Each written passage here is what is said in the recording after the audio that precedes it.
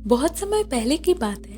एक बार गौतम बुद्ध सुबह के समय अपने शिष्यों को प्रवचन देने पहुंचे, लेकिन उन्हें देखकर सारे शिष्य आश्चर्यचकित हो गए, क्योंकि पहली बार गौतम बुद्ध अपने हाथ में कुछ लेकर आए थे। जब महात्मा बुद्ध उनके पास पहुंचे, तब सारे शिष्यों ने देखा कि उनके हाथ में एक रस्सी है। गौतम बुद्ध ने आसन ग्रहण किया और बिना कुछ बोले रस्सियों में गांठ मारने लगे। उनके सभी शिष्य यह सोच रहे थे कि गौतम बुद्ध रस्सी के माध्यम से हमें क्या सिखाने वाले हैं। तभी गौतम बुद्ध बोलते हैं कि मैंने इस रस्सी पर 3 गांठ लगा दी है।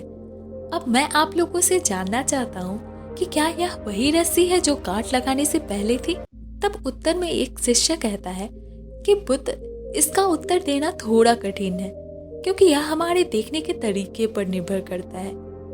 एक तरीके से देखें तो यह वही रस्सी है जो आप लेकर आए थे, और दूसरे तरीके से देखें तो अब इसमें 3 गांठें हैं, इसलिए इनको बदला हुआ भी कह सकते हैं। लेकिन ध्यान देने वाली बात यह है कि बाहर से भले ही यह गांठों वाली रस्सी दिख रही हो, लेकिन अंदर से यह वही रस्सी है जो पहले थी। फिर गौतम बुद्ध बोले कि सत्य कह रहे हो, अब मैं इन गांठों को खोल देता हूँ। गौतम बुद्ध रस्सी के दोनों सिरों को बलपूर्वक खींचने लगते हैं और शिष्यों से सवाल करते हैं कि आपको क्या लगता है, अगर मैं इनके दोनों सिरों को खींचूं तो क्या इनके गांठों को खोला जा सकता है। फिर एक शिष्य ने बुद्ध से कहा कि नहीं, अगर आप ऐसा करेंगे तो गांठें और मजबूत हो जाएंगी और इनका खोलना नामुमकिन हो जाएगा। फिर गौतम बुद्ध कहते हैं कि अब आखिरी प्रश्न, इन तीनों गांठों को खोलने के लिए हमें क्या करना होगा। तब शिष्य ने जवाब दिया कि सबसे पहले इन गांठों को हमें ध्यान पूर्वक देखना होगा कि यह किस प्रकार से लगाई गई हैं, और फिर हम सही तरीके से इनको खोलने का प्रयास करेंगे।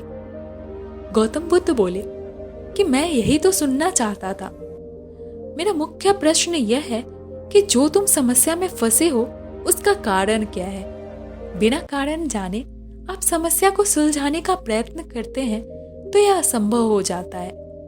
मैं देखता हूँ कि अधिकतर लोग बिना कारण जाने ही समस्या का निवारण करना चाहते हैं। कोई मुझसे यह नहीं पूछता कि मुझे क्रोध क्यों आता है, बस यही पूछते हैं कि मैं अपने क्रोध को खत्म कैसे करूं।